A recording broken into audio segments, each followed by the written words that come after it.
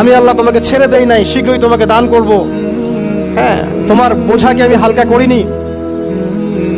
ফাইন্না মাআল উসরি ইউসরা, ইন্না মাআল ইউসরি ইউসরা। কষ্টের সাথেই স্বস্তি আছে, নিশ্চয়ই কষ্টের সাথেই স্বস্তি আছে। ফাইদা ফারাগতা ফানসাব ওয়া ইলা রাব্বিকা ফারগাব। যখন তুমি অবসর পাবে তখন তোমার রবের দিকে একনিষ্ঠ হও। এটাই বলতে যাচ্ছি আমি আপনাদেরকে, যে আমাদের উচিত শুধু আল্লাহর দিকে একনিষ্ঠ হওয়া। তাদেরকে নিয়ে এই দুনিয়া, আমাদের মা বাবা ভাই বোন আত্মীয় স্বজন স্ত্রী সন্তান, এরা সবাই যে যার হক চাচ্ছে। তাদের হক দিয়ে দেন, আপনি খুব ভালো। দিতে পারবেন না, আপনি ভালো না। সারাটা জীবন করতে থাকেন, দেখবেন একদিন দিতে পারেন নাই, সে আপনাকে চিনবে না। নবী সাল্লাল্লাহু আলাইহি ওয়াসাল্লাম বলেননি কথাগুলো? জাহান্নামে যাওয়ার কারণ এগুলো উল্লেখ করেন নাই? কিসের আত্মীয় আর কিসের আপনজন আর কিসের অফিসের বস আর কিসের কি, সবাই সবার স্বার্থ নিয়ে পড়ে আছে। শুধু একজন সত্তা আপনার কাছে স্বার্থ চায় না, সে কে?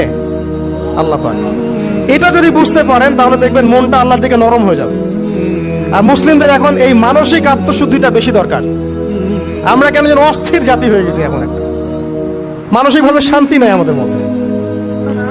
খেয়াল করে দেখবেন, সারা দিন দুশ্চিন্তা, দুর্ভাবনা, পেরেশানি।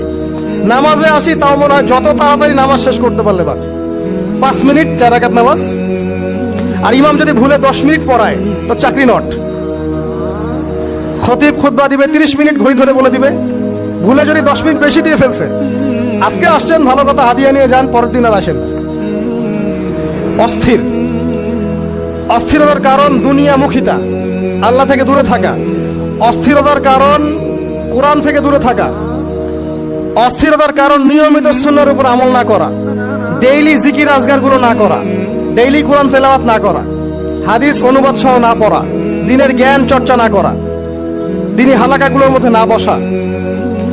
অস্থিরতার অনেক কারণ, টাকা পয়সার পিছনে ছোটা, বাড়ি গাড়ি স্ট্যাটাসের পিছনে ছোটা, এবং এই লোভ, এই লালসা আপনাকে স্থির থাকতে দিবে না। অস্থিরতার কারণ এই যে আমরা বলি মেটেরিয়ালিজম, আমরা বলি বস্তুবাদিতা, এগুলো অস্থিরতার কারণ। এগুলো কখনো আপনাকে স্বস্তি দিবে না। আপনি যত দৌড়াবেন দুনিয়ার পেছনে, দুনিয়া আপনার থেকে তত পালাতে থাকবে। আর আল্লাহ পাক বলেছেন, হে আদম সন্তান, আমার ইবাদতের জন্য সময় বের করো, আমি তোমাকে 2টা জিনিস দিব। 1 নাম্বার, তোমার হাতকে আমি সচ্ছলতা দিয়ে ভরে দিব, আর 2 নাম্বার, তোমার সমস্ত অভাব আমি দূর করে দেব। যে ব্যক্তি আল্লাহর জন্য সময় দেয়, আল্লাহর জন্য বাঁচে, আল্লাহর জন্য মরে, সব কাজ আল্লাহর সন্তুষ্টির জন্য করে, দেখবেন ও মনের মধ্যে শান্তি আছে। হয়তোবা তার 5 তলা 10 তলা বাড়ি নাই, BMW নাই, সুজুকি জিক্সার নাই, তারপরে দেখবেন সে অনেক শান্তিতে আছে, কারণ তার মনের মধ্যে একটা প্রশান্তি কাজ করে। আর যে ব্যক্তির মধ্যে দেখবেন আল্লাহর কনসিয়াসনেস নাই, ইবাদত নাই, কোরআন সুন্নাহ এগুলো কিচ্ছু নাই, দুনিয়া সব আছে।